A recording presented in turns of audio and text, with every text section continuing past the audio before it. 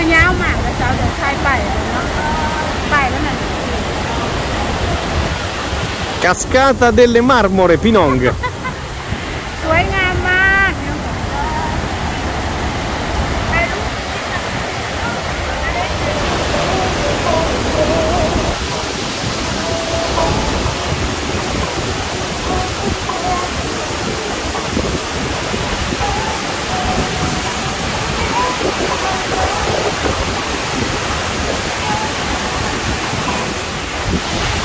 ลงมาข้างล่างพี่น้องค่ะน้ำก็ไหลลงมาข้างล่างเต็มเลยแค่เย็นเลยไหลแรงมากเลยมันไม่ชัดเพราะว่าเราเอาน้ำโดยพี่น้องเขาขาวเป็นละอองนะ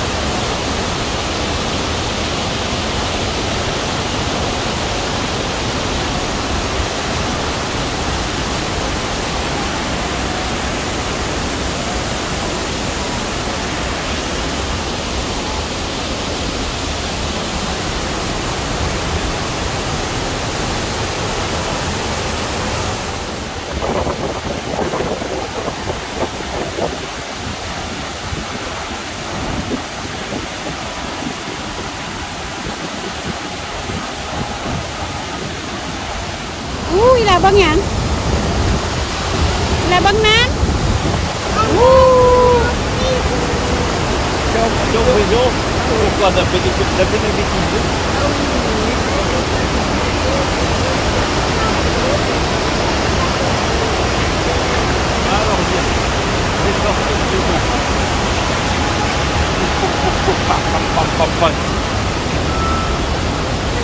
Yes, c'est sorti.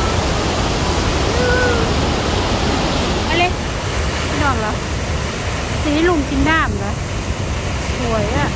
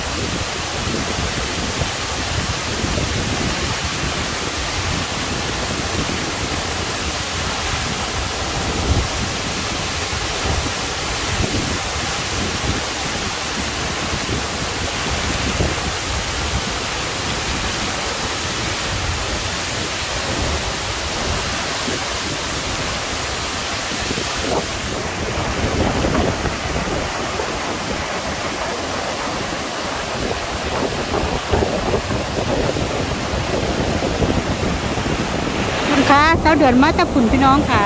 เนี่ยที่มองมาเห็นจากตรงนี้มันไหลลงมาเนี่ย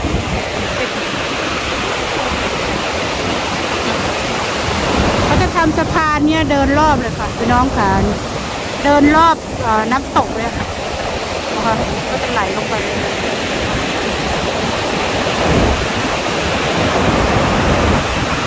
สะพาน ค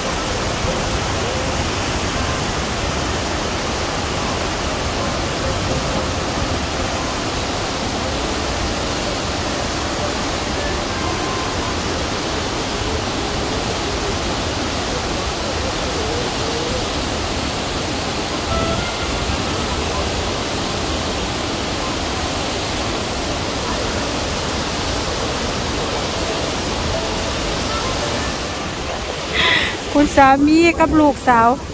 ล้อเบิงน้ำเขาเจ้าจิปิดน้ำพี่น้องเขาเจ้าจิปิดน้ำ ไปมินิดเนาะบ่าวแม่ของย่าคอยว่าหาแล้วที่เขาเจ้าก็จิปิดน้ำแล้วค่ะ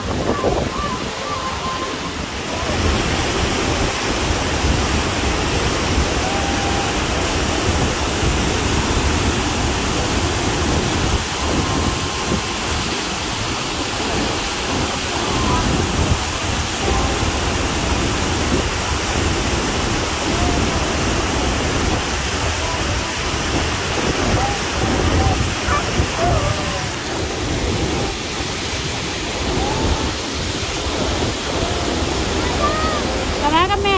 ดูไปให้ก่อน